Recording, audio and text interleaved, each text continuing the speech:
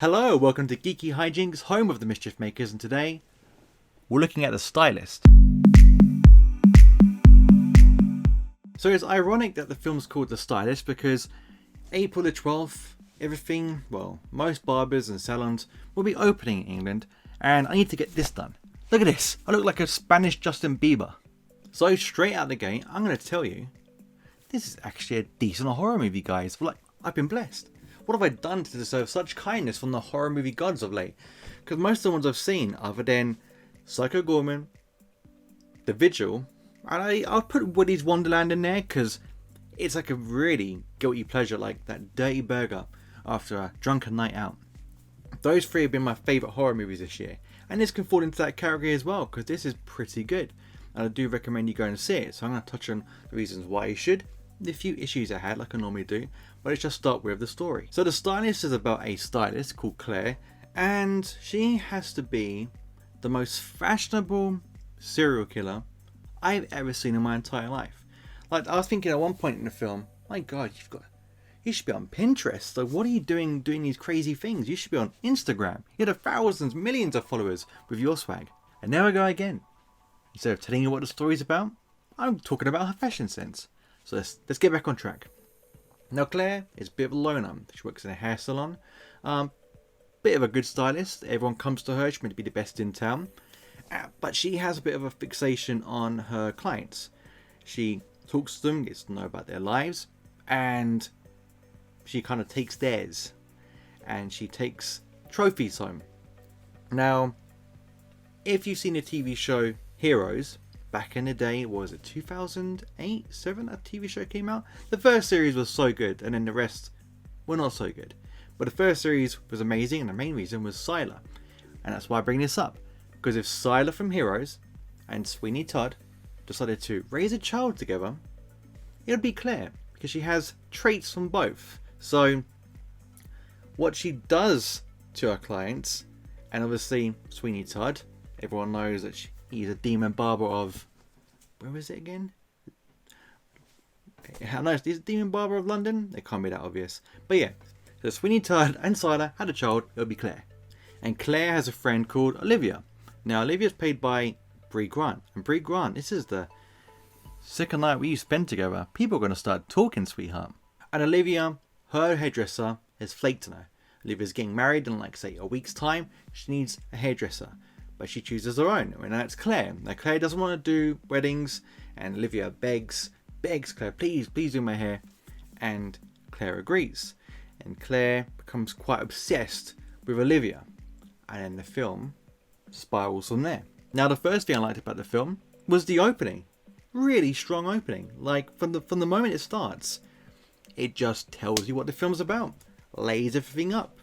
Really good performances straight away.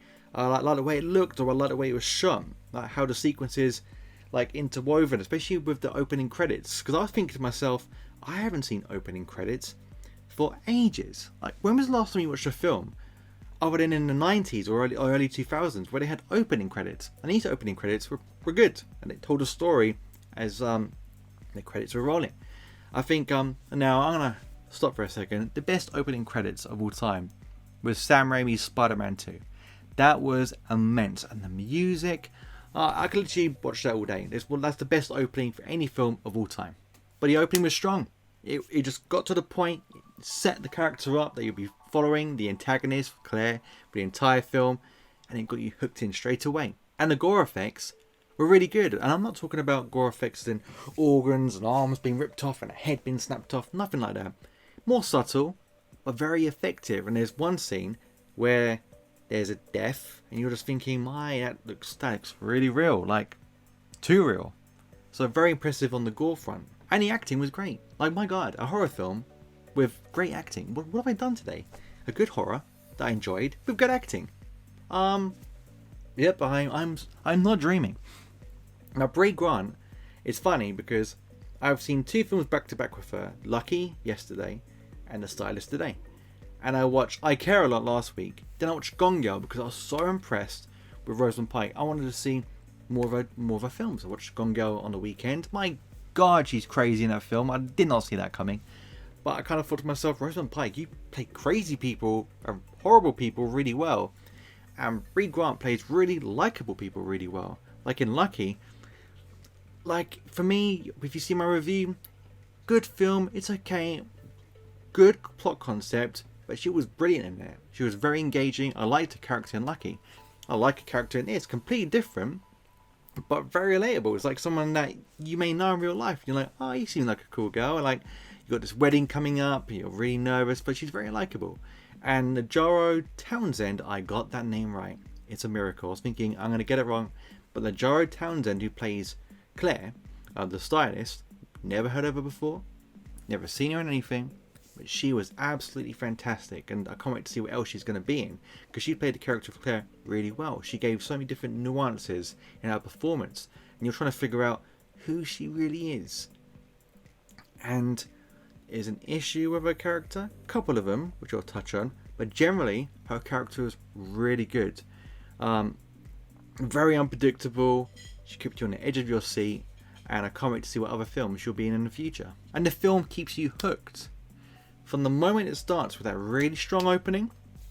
Throughout the entire film, you're on this little ride. Like, you can sit back and enjoy this film and be engaged the entire way through. It's got good suspense, likable characters. Like I said, it's got the whole package. There are a few long moments, I'm not going to lie to you. Again, mention those in the issues, but generally the film keeps you in, keeps you buckled in for this ride, and you enjoy the entire journey. And the ending was amazing. Not going to lie to you. I normally like, I saw this coming a mile away, and if you do, I think what it is with films, when I'm watching a film that I've seen before, not really invested, I can see the endings a lot clearer because I'm kind of outside of the film. I'm in and out. I'm not really invested too much. With this film, I was completely invested, and I get tricked by films easier when I'm invested because I'm so into it and concentrating and really engaged. I can't see things coming, and that's a sign for me of a good film when I can't see anything coming. And don't get me wrong, there can be some amazing films that engage me just as much, and I can guess the ending. But with this film, I was truly engaged, but the ending was great. Not gonna ruin it for you, but when it all lines up in that last part of the movie, and you kind of put together what's going on, you're just like, I'm not lying to you, I could not look at the screen. I was just like, oh no, oh god. So cringy, so horrifying, so effective. Now, what did I have issues with this film? The first one, I'm on a bit of a diet at the moment, and the fact that I kept on showing pizza was not nice, because that's my favourite food of all time. Thank you, Ninja Turtles. But I love pizza, kept on seeing it, and I'm trying really hard to be good, but my god, why movie? Why try and tempt me? Now, the issues I had with Claire is that sometimes her character was a little bit too timid, a little bit too shy, a little bit too introverted, which was very jarring because in the beginning scenes, she's quite confident. You can imagine her working in a salon, being quite chatty with her customers, and then she meets up with Olivia for a girls' night. And this scene's hilarious to me because she goes to Olivia's house, and they have some pizza, they have some wine, and Claire just completely shuts down. And you're thinking to yourself, why are you so quiet all of a sudden? Why are you so shy? This is a woman you've cut hair loads of times, and you've had loads of conversations, you clearly know each other.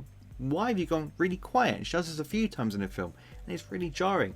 And at Olivia's house, Olivia's giving all the chat, she's doing all the talking, and Claire's just sitting there. So yeah, those scenes with Claire when she's being like that doesn't feel right, doesn't sit right.